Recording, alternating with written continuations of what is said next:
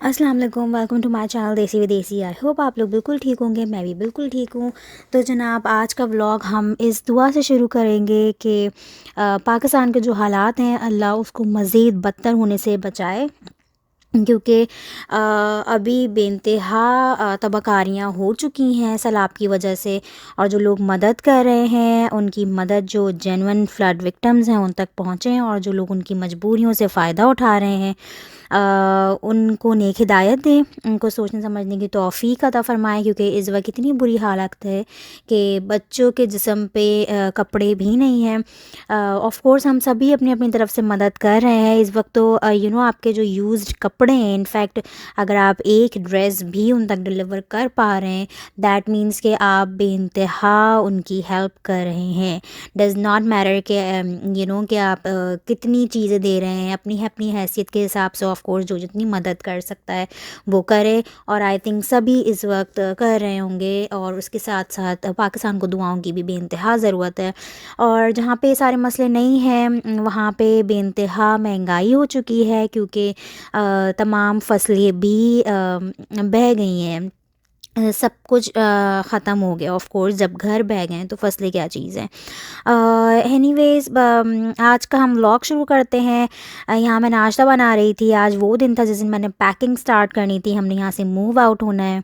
और जो मेरे पास लेफ़्ट ओवर है, हम लोग की यही कोशिश थी कि हम उसको यूज़ करके ख़त्म कर दें, क्योंकि यहाँ पे हम किसी को दे भी नहीं सकते। जैसे पाकिस्तान इंडिया में तो होता है ना कि हम हेल्पर्स जो होते हैं अपने, उनको दे देते हैं खाना जो लेफ़्ट ओवर होता है, या वैसे भी अगर जो फ्रेश भी होता है तो हम उनको एटलीस्ट दे सकते हैं। यहाँ पे we are not allowed to do that at all.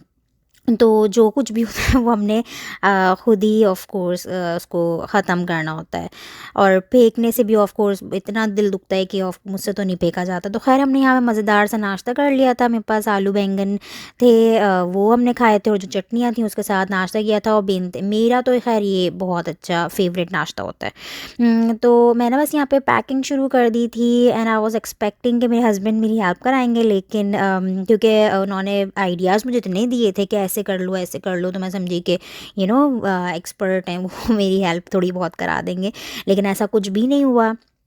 लेकिन ख़ैर वो फ़ातिमा को सँभाल रहे थे, मेरे लिए यही बहुत बड़ी बात थी, क्योंकि मैं जब वो नहीं होते हैं ना, तो मैं ये वाले काम नहीं कर सकती, क्योंकि मैं उसको अनअटेंडेड नहीं छोड़ती बिल्कुल भी। और अलग रहने में यही थोड़ा सा मसला होता है कि बच्चों को सँभालना मुश्किल हो जाता है। मैं जॉइंट फैमिली में रहती होती थी, मैं वापस जॉइंट फैमिली में ही जा रही हूँ अल्हम्दुलिल्लाह। हम लोग को कुछ टाइम के लिए मूव आउट होना पड़ा था हस्बैंड की जॉब की वजह से।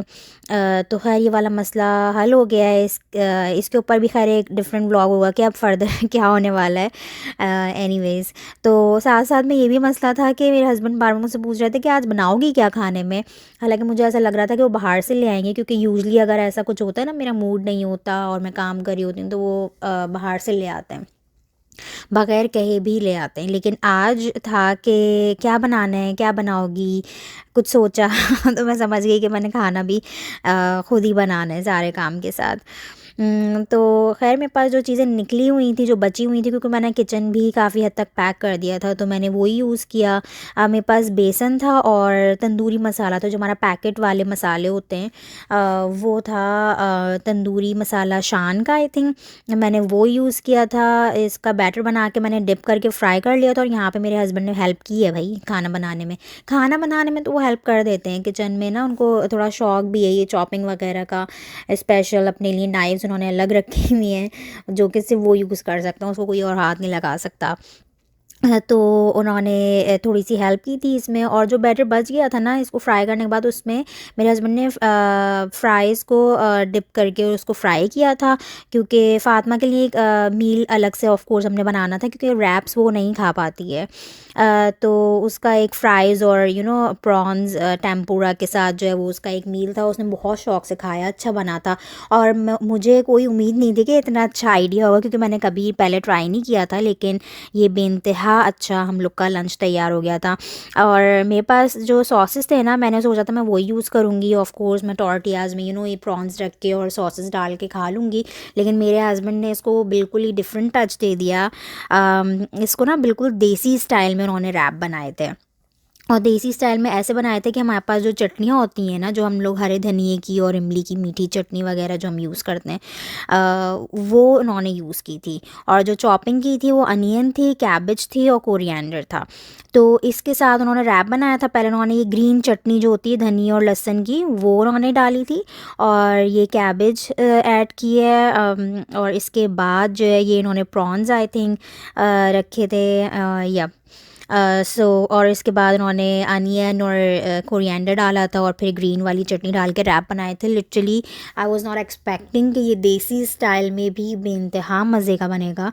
आप इस रेसिपी को ना फ़िश में या चिकन में भी, चिकन में तो ख़ैर यूजुअली बनाते ही होंगे, लेकिन और जो फ़िश पकौड़ाज़ बनते हैं, या भी समझेंगे ये पकौड़ाज़ टाइप की ही ऑफ कोर्स रेसिपी है ना, क्योंकि बेसन में ही डिप किया है। तो हम एज़ अ स्नैक्स तो खाते हैं, लेकिन हम ऑफ कोर्स एज़ अ मील नहीं खाते। तो आज हम लोग ने एज़ अ मील उसको ट्राई किया था, and it turned out really really good. Anyways, और बस मैं साथ-साथ जो है ना पैकिंग कर रही थी। लिटरली मैंने 80% ऑफ़ द पैकिंग अकेले कर ली थी, और मैं बेइंतहा थक चुकी थी इस वक़्त तक।